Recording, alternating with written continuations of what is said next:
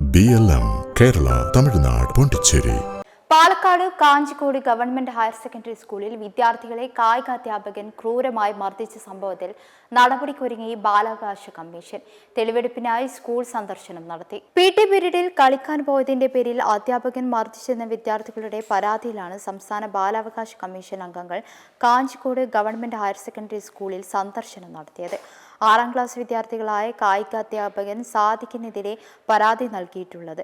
മോശമായി സംസാരിച്ചെന്നും പരാതിയിൽ പറയുന്നു. സംഭവം വാർത്തയായതിനു പുറകെയാണ് സംസ്ഥാന ബാലാവകാശ കമ്മീഷൻ അംഗങ്ങൾ സ്കൂളിലെത്തിയത്. അംഗങ്ങൾ വിദ്യാർത്ഥികളിൽ നിന്ന് തെളിവെടുത്തു. Advocate B. Mohankumar, doctor F. Wilson, KK Shaju എന്നിവർ അടങ്ങിയ സംഘമാണ് സ്കൂൾ സന്ദർശിച്ചത്. സംഭവത്തിൽ വാളയാർ പോലീസ് കേസെടുത്തിട്ടുണ്ട്.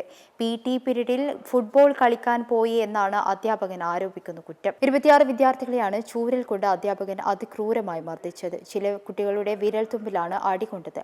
അസഹ്യമായ വേദന ഉണ്ടായി എന്ന് വിദ്യാർത്ഥികൾ പരാതി പറയുന്നുണ്ട്. BLM കേരള തമിഴ്നാട് പോണ്ടിച്ചേരി.